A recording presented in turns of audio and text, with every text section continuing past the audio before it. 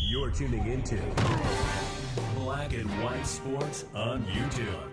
The no-holds-barred truth on sports. The main event starts now. All right, Black and White Sports supporters. Well, we're going to talk about the Dallas Cowboys, and to a little bit lesser extent, I guess, very quickly, the Atlanta Falcons. The Falcons did officially conduct an interview with Bill Belichick. Question mark? You conducted an interview with Bill Belichick or the other way around? Just wondered. I mean, exactly what does one say when the GOAT of head coaches walks in with 3 rings on each hand and sits down for an interview? My goodness, what do you say? How much do you want? Bill, will you accept? Do you want a direct deposit or do we need to make a check out? Who do we make the check out to? I'm trying to figure out, what does an interview entail when you're trying to sell yourself to Bill Belichick? Because let's face it, the Dallas Cowboys probably going to end up needing a coach, and maybe the Philadelphia Eagles after last night. I mean, I think Baker Mayfield just threw another touchdown on the Eagles. So we're gonna start with what looks like I think it's a parody, actually. It's starting to make its rounds, and it's going viral because supposedly a 30-year Cowboys fan has checked in his fandom. Like he is turning his back on the team. So I found this on Yardbarker, so I went over to the original post. I think it's a parody. But nonetheless, this is very interesting. A Cowboys fan is going viral for deciding to no longer support the team. Instead, has become a fan of the Chargers? The Chargers. Okay, that doesn't make a lot of sense. I mean, if you're going to change teams, you went to the Chargers. You didn't become a Packers fan or a Steelers fan or a Niners fan, or you picked the Chargers of all teams. Interesting choice, I guess. So anyway, this is what the letter says, and it's funny. It is. I think this does, to a point, encompass how a lot of Cowboy fans feel. And I was like, you know what? I'm going to read it. I've been a Dallas Cowboys fan for 30 years. In that time, I've been blessed to witness Super Bowl wins and also went through some terrible years with guys like Quincy Carter and Bobby Carpenter. Somewhere Bobby's like, what? I faithfully supported this team despite clearly being cursed by the Jimmy Johnson departure, and never once did I waver. I also know I am not the only one. Despite all this, the shortcomings and ineptitude of the front office, namely Stephen Jones. Stephen's drafted pretty good. Let's be real here. In recent years has caused me to question their commitment to winning. Between terrible coaching hires, okay, a lack of aggressiveness in free agency, okay, and willingly disrespecting its current players by offering below-market contracts, which consequently forces them to leave, it's become clear that this team no longer has interest in winning if it affects their bottom line. The only thing I said the biggest move, and I'm not a Cowboys fan, but the biggest move I didn't like the Cowboys had made recently was letting Amari Cooper go. Because it was clear Dak's numbers with Amari versus not with Amari were startlingly different, right? Furthermore, the disgusting accusations of sexual misconduct that has been swept under the rug does not sit well with me as a human being. Woo, shots fired. It's with great sadness that I am announcing I will no longer be a Dallas Cowboys fan. I will be taking my talents to Los Angeles as a Chargers fan. Thank you for the memories, and I will look forward to the next chapter of my life. Hashtag bolt up Los Angeles Chargers. I think it's got to be a parody. I do. But I guarantee you, I saw a guy pull his, I think, cardboard cutout of Dak Prescott threw it out into the yard during the game, right after the game, whatever it is. So let's go over and talk about this. Number one, Jerry and Stephen Jones, well, they're going to dodge the public this week. Yeah, Florio put this up just a few minutes ago that Jerry and Stephen Jones will not be doing their 105.3 The Fan hits this week. That's interesting. Now, the station is saying that they come on to recap. They have come on in the past to recap the season, but their radio agreements for the year actually expire when the Cowboys season ends. That sounds dodgy as hell, does it not? That sounds like you're dodging responsibility, does it not?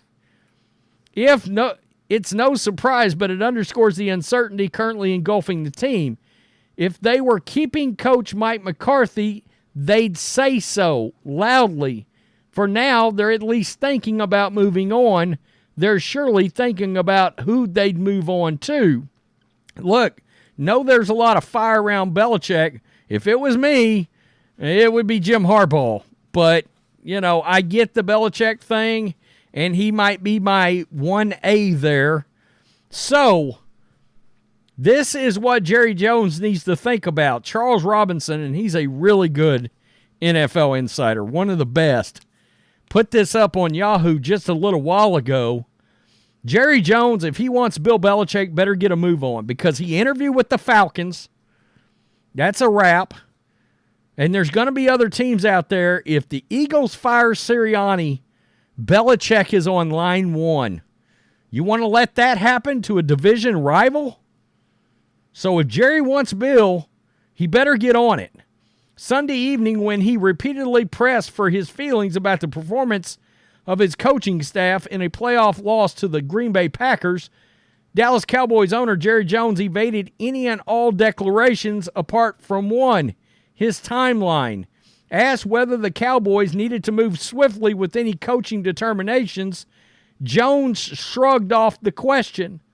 Pressed again on whether he felt pressured to get into the interviewing mix with so many quality head coaches available and so many other teams solidly down the road in their pursuits, Jones didn't flinch.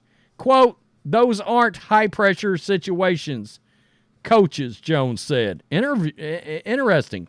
Interviewing is no issue. That's no issue at all. The fact that coaches have interviewed, not interviewed, I'm not being trite, but there's 30-something coaches on 32 teams, so there's 1,000 coaches out there. And that's just the ones in the league, not the 10,000 that are out of the league. So there are a lot of coaches.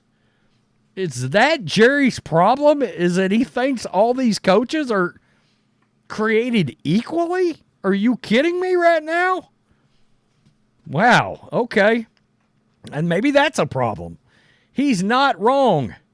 But there is only one Bill Belichick, and if the Cowboys decide to part ways with Mike McCarthy and pursue the former Patriots icon, Jones is going to have some competition, including one member of the field who officially declared themselves Monday night with the Falcons announcing they had completed an interview with Belichick.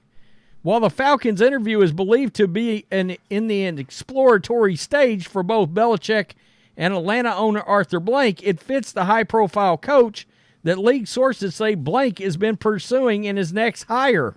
That fact, along with the Falcons' roster that is lined with young talent, makes Atlanta a credible competitor for Belichick's next landing spot, particularly given that Blank is believed to be open to yielding personnel power to his next hire, too.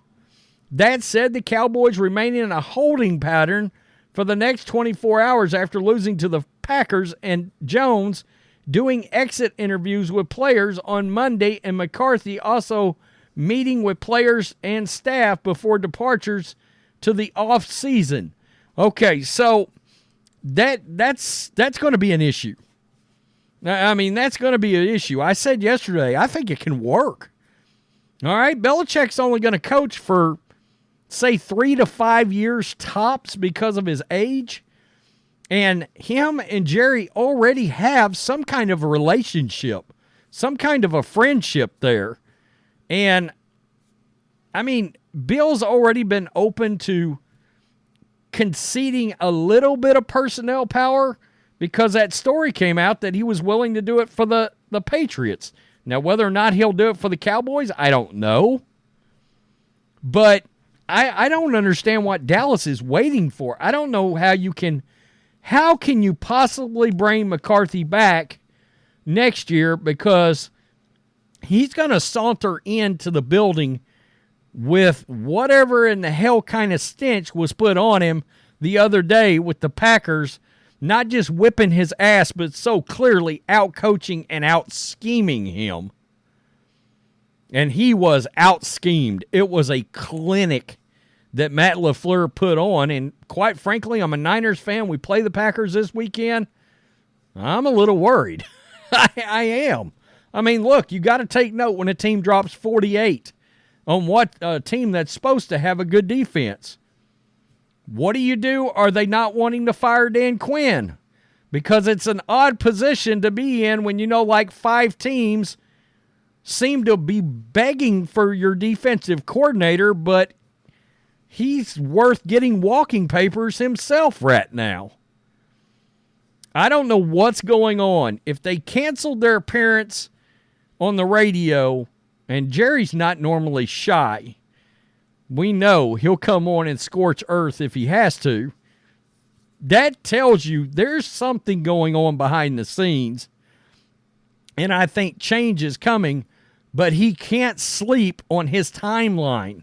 Because if the Eagles and Howie Laurie get in on this, or Jeffrey Lurie gets in on this, and he tells Roseman, the problem is Roseman. Howie Roseman, you got to get him out of there if Belichick comes in, I guess. I don't know. Nonetheless, Jerry doesn't have a lot of time. That is his problem. I think Belichick is going to be hired by next Monday somewhere. So, anyway, tell me what you think, black and white sports supporters. Is Jerry going to wait too long to get this done for the Cowboys? Are they going to stay put? I don't know. He doesn't have a long timeline right now. He doesn't have a lot of time in this. He doesn't. He can't wait. Peace. I'm out. Till next time. Thanks for watching the show. Be sure to like, comment, and subscribe. Be sure to tune in next time on Black and White Sports.